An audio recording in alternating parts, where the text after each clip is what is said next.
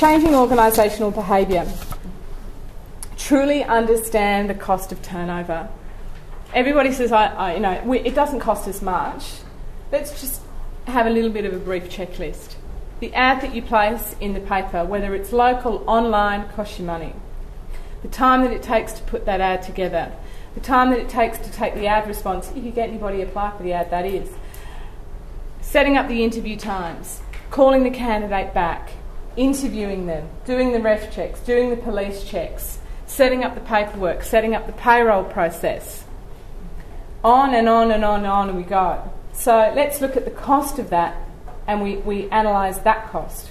We also analyse the cost of that person that's left the organisation.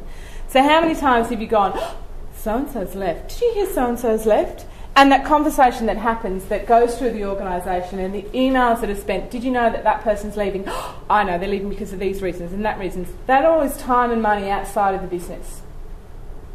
If you want to add all of that up, let's think about what that cost is and how much would we be able to spend doing other things if we didn't have to do that and we didn't have to spend that money.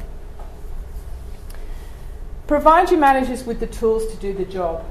Often what we do is we employ a subject expert to manage people. We're not inherently born with the gene that tells us how to manage, but we expect people to. We expect people to just go and do it. You're a supervisor now, just supervise. But have we given them any training to do that? Have we said to them what's good practice? Have we said to them this is how it would be good if you could communicate with somebody? Or are they learning it from the person that's promoted them? Sending them off on a one-day or a two-day course is a good start, but people need ongoing learning, particularly if their educational background is maybe just a certificate 4. They're not going to get the management and supervisory skills that you've had for years and you've learnt through your own experiences. So provide them with the tools that they need to do the job. Exit interviews are really important. Whilst you might not want to do them, people might not want to do them, but you don't have to do an exit interview, but you will find some valuable information. Staff survey.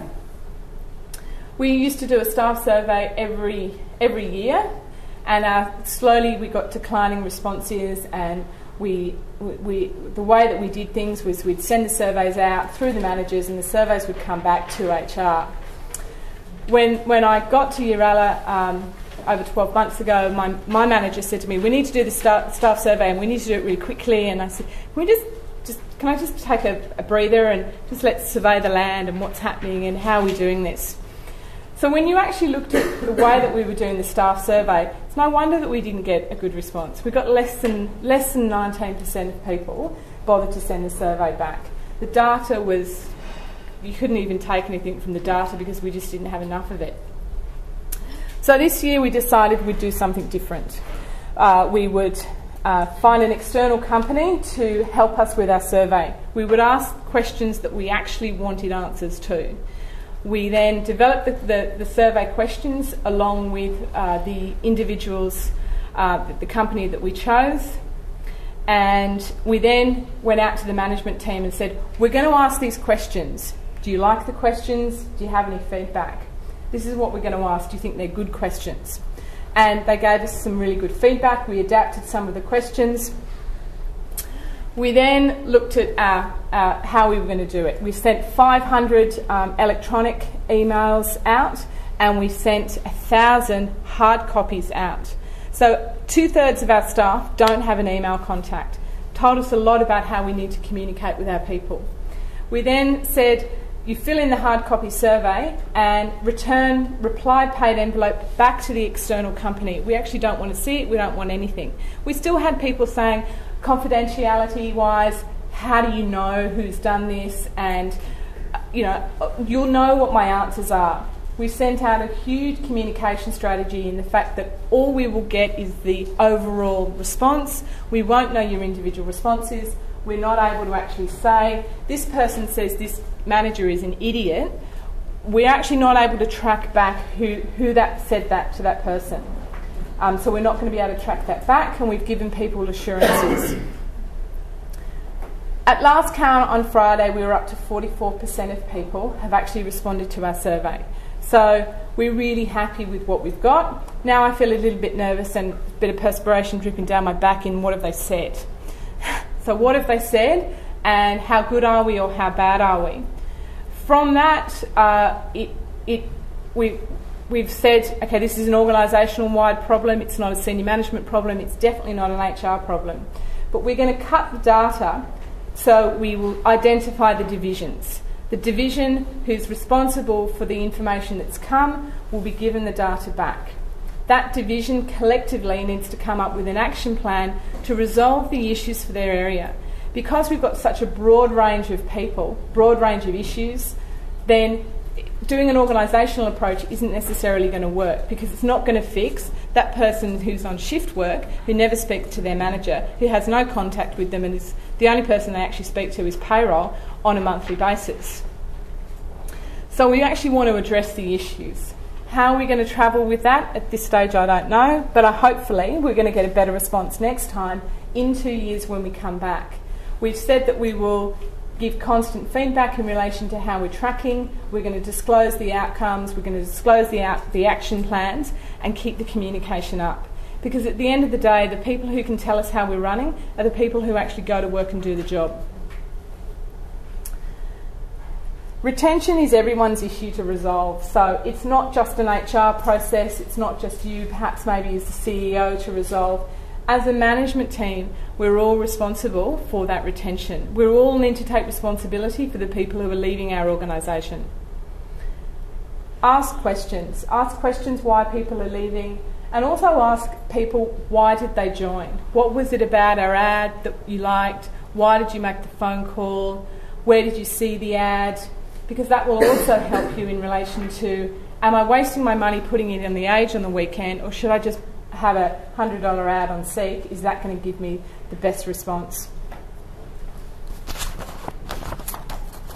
Some of the initiatives that we've taken, which some of you may be aware about, is we have a Having a Life process, a strategy around ensuring that people have a life. Having a life outside of work makes you a better person. Those people who are involved in activities and have a life outside of work are going to give you less grief than those who come to work and completely focused on their work is their world. So when you have pockets of the organisation where everybody's having issues with everybody else, everybody's got huge amounts of conflict, if you kind of segment those people out and you work out what they do, all they do is work. So we try and encourage people to have work. We try and encourage people, particularly if they're on a roster, not to work only have 1 day off, but have 2 full days off away from the house that they're working in.